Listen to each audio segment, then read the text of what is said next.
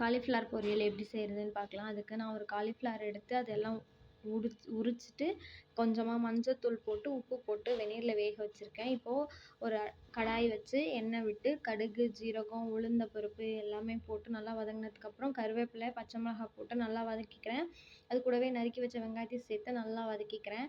தக்காளி சேர்த்து நல்லா வதங்கினதுக்கப்புறம் மஞ்சள் தூள், மிளகாய் தூள், கொஞ்சமாக கரம் மசாலா சேர்த்து நல்லா வதக்கிக்கிறேன். பச்சை வாசனை போகிற வரைக்கும் நல்லா வதக்கிக்கோங்க. தேவையான அளவு உப்பு சேர்த்து நல்லா வதக்கிக்கணும்.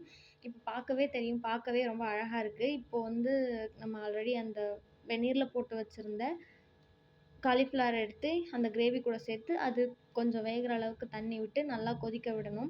ஒரு 5 மினிட்ஸ் மூடி வச்சிருந்து எடுக்கணும். இப்போ பார்த்தாவே தெரியும் சூப்பராக ரெடி ஆயிடுச்சு. இந்த டைமில் கொஞ்சம் சால்ட்டு மட்டும் செக் பண்ணிக்கோங்க. அவ்வளோதான். ரொம்ப டேஸ்ட்டாக இருக்கும். சப்பாத்தி கூட வச்சு சாப்பிட்லாம், சாதத்து கூட வச்சு சாப்பிட்லாம். ரொம்ப டேஸ்ட்டாக இருக்கும்.